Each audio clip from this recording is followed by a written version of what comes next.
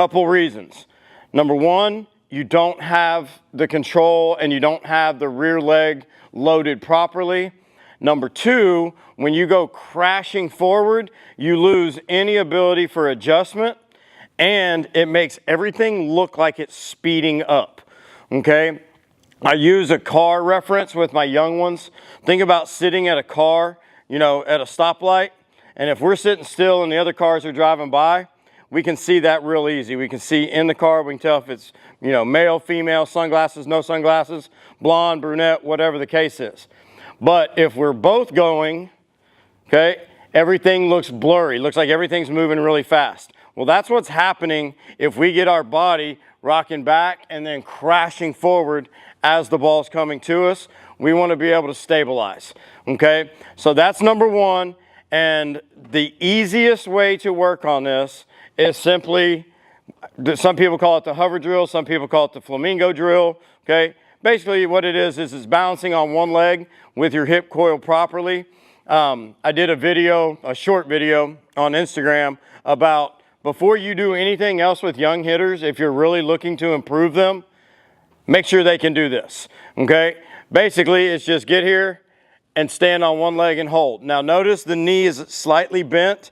It's not rocking out this way, and it's not collapsing here. Just athletic there, and then hold, okay? This is not rocket science. I'm being dead serious. Teach them to do this, okay? There's a lot of players that can't do that, okay? So that's number one. Load properly into the back leg and be able to control your forward move, all right?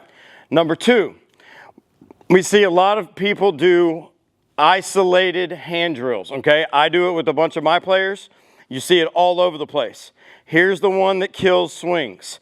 You take this bottom hand and we put it right here, and then as they go, they pull this hand and get going this way to hit this, okay? The problem with that is we're not using our big muscles, and it's gonna get them really pushy and it gets disconnected from their body, okay?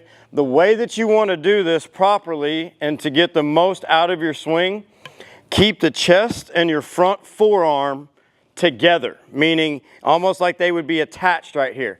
So if I got to this point and I started to turn right here, I'm getting into my hip, getting into my body now.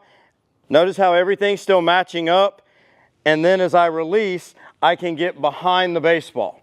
Okay, that is the proper way to do front arm swings. I see these kids all the time and they want to get in here. Notice what happens to the bat when I do that. Okay, if I get in this